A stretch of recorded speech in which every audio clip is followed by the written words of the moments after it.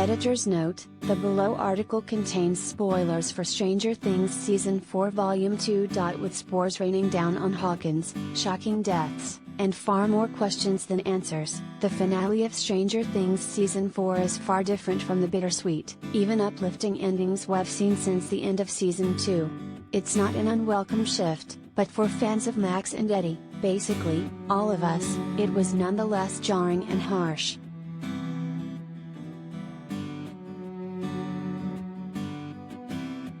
According to series creators Matt and Ross Duffer, it was also one that drew a great deal of inspiration from an appropriately 80s source, Star Wars, Episode 5, The Empire Strikes Back.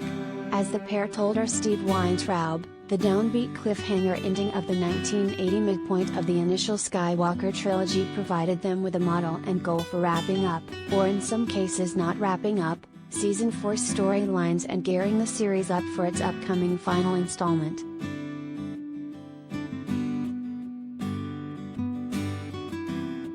Collider video of the day.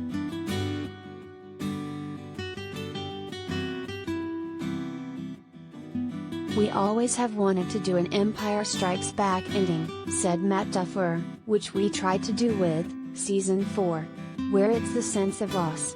Certainly, with the loss of long-standing characters such as Dr. Owens, Paul Reiser, and Dr. Brenner, Matthew Modine, along with newly minted fan favorite Eddie, Joseph Quinn, Terry's quite a bit of that in the final stretch of Season 4. While the fate of Max, Sadie Sink, is less definite, Terry's a clear parallel between her current deep coma and Han Solo, Harrison Ford, ending Empire frozen in carbonite.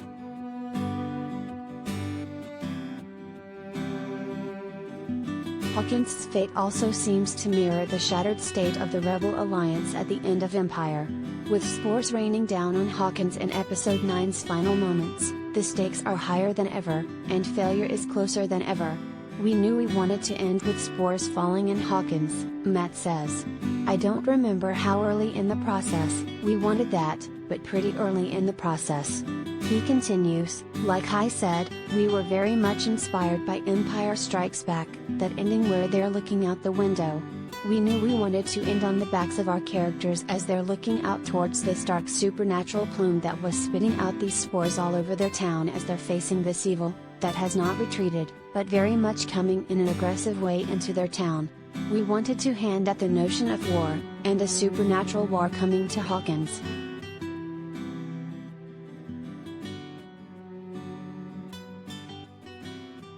Of course, all this loss and looming doom set us up for a high-stakes, high-action Season 5, just as Empire set up Star Wars, Episode 6, Return of the Jedi.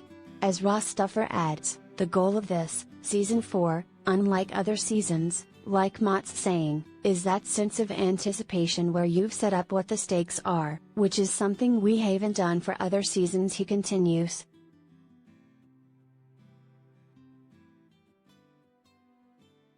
Indeed, the Hawkins gang hasn't truly faced failure and uncertainty, in terms of keeping Hawkins safe and saving Eddie, on this level since they believe that 11 died way back at the end of Season 1, 6 years ago. We haven't been as geared up for an upcoming season since then, either.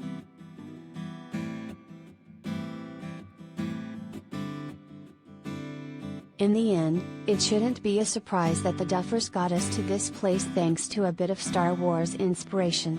They are, after all, the duo that recently turned George Lucas into a verb.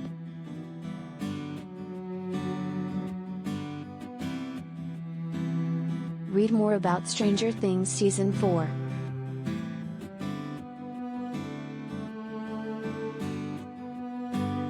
Stranger Things 4, Sadie Sink shares her take on why Max and Lucas broke up.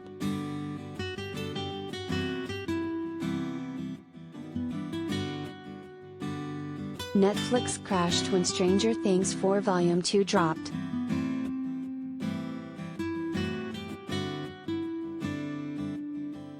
Stranger Things 4, Robert Englund explains why Victor Creel blinded himself.